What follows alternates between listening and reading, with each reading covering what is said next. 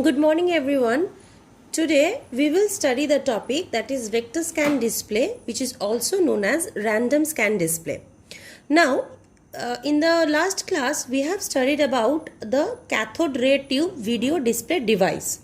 Now in today's class we will learn about the type of display systems which are used or which are implemented on a CRT. So on a CRT screen display, two types of display systems are used for producing images. One is vector scan display, which is also known as random scan display, and another one is raster scan display. So first today we will study about the first one, that is vector scan display.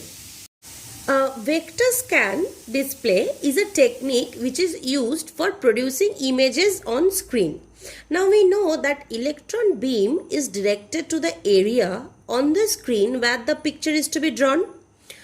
Now in this the architecture which I have drawn, I can see few items.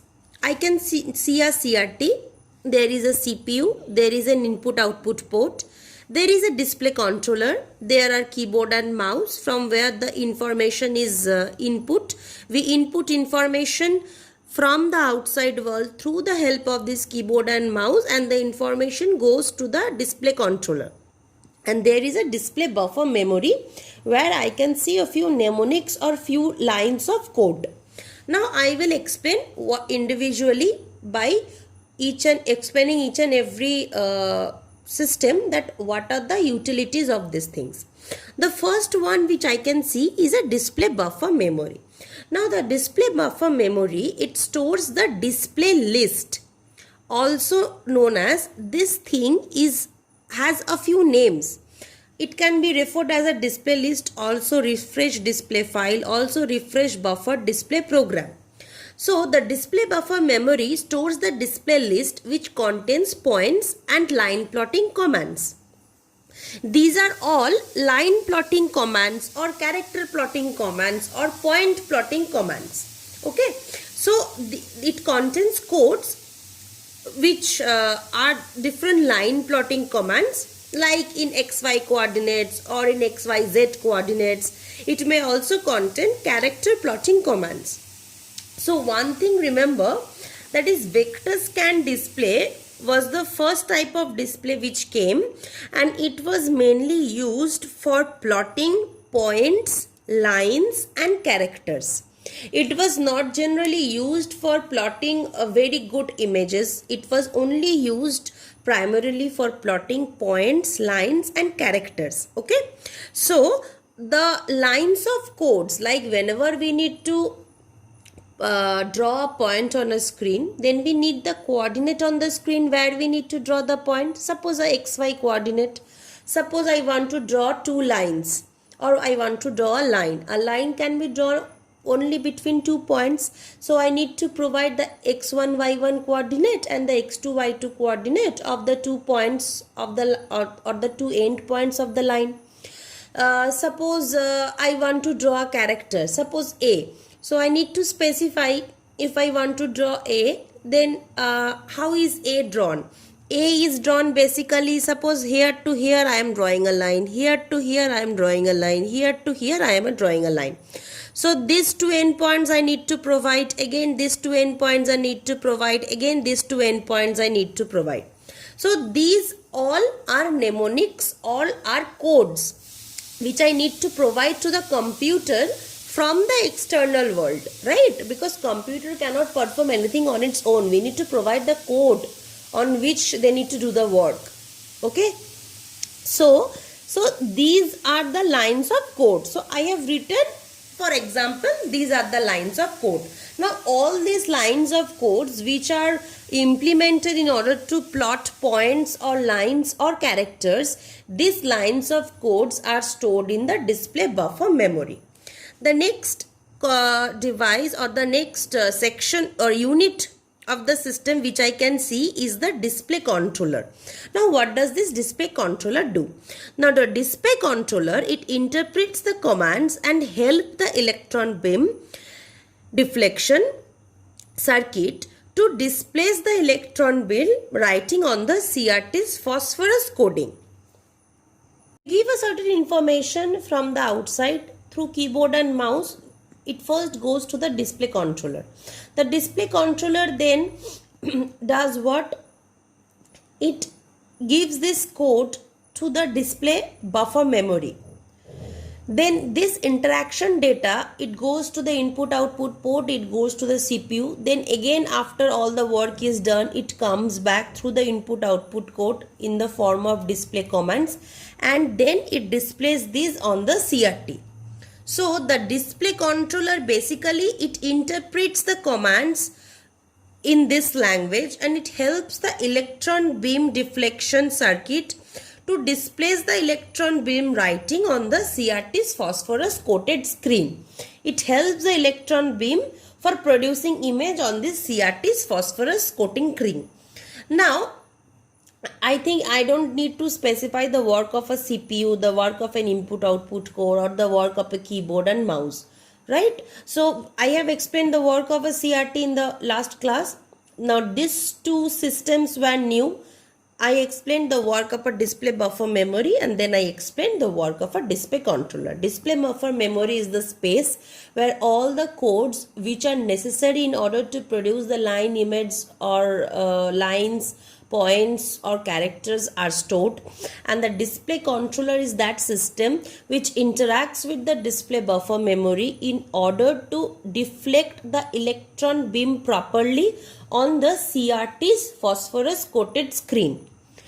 After understanding this codes accordingly, this will display the electron beam. Why I am repeating this term display or deflect? Because suppose at one instance I only need to plot a point. So the display controller will get that XY coordinate information from the display buffer memory, and accordingly in that particular coordinate of the entire system, in the entire screen, it will plot this point. Suppose here, right? So in the next instance, suppose I want to plot a line. So accordingly, the display controller will read the line instruction from the display buffer memory, and according to that coordinate in the entire CRT screen, it will draw the line. Suppose like this, it will draw the line. Okay. Now remember one thing, that the phosphor light, it decays after a few milliseconds. In the last class, I have said that there needs to be a continuous supply of electricity. That means there needs to be a continuous supply of electrons on the phosphorus coated screen. Now, why is that? Because the phosphor has this property that the phosphor light decays after a few milliseconds. So we constantly have to refresh the phosphorus at least 30 to 60 times per second. Okay, so this is one property of phosphor, that very quickly it will get illuminated, and very quickly it will lose its intensity. So in order to produce an image, we need a constant supply of electrons in order to produce a constant supply of phosphor illumination. Okay. Okay, so remember something, that this vector scan display or random scan display, it has got other two names as well. It is also known as calligraphic display,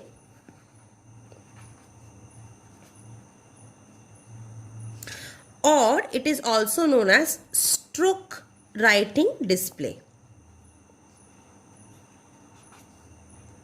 Okay, it is also known as calligraphic display or stroke writing display. Fine. Okay, now what are the advantages of a vector scan display? The advantages and the disadvantages are in comparison to the raster scan display. So first we will study the raster scan display, then we will study the differences between the two displays and the advantages and disadvantages of the vector scan display. Okay, so remember something, that in display buffer memory, display list is there. Display buffer memory contains display list, that is what we have to show. Display buffer memory contains display list, which indicates what we have to show. and by we have to show I mean that what we have to show on the screen of the CRT or on the screen of the monitor, what we have to produce, what we have to show there. So this display list contains the codes that is which will indicate that what we have to show. Okay, remember this thing. The second point which you should remember, that phosphor decays very quickly, so it is refreshed every time for continuous viewing. Okay, and the third thing which is very important to know, that is it is a limitation of this vector scan display, that is it is only used to plot point, lines and characters. Vector scan display or random scan display, whatever you may call, it is only useful for plotting points, lines and characters on the screen. In order to display any images, proper images, we always need to refer or we always need to use raster scan display.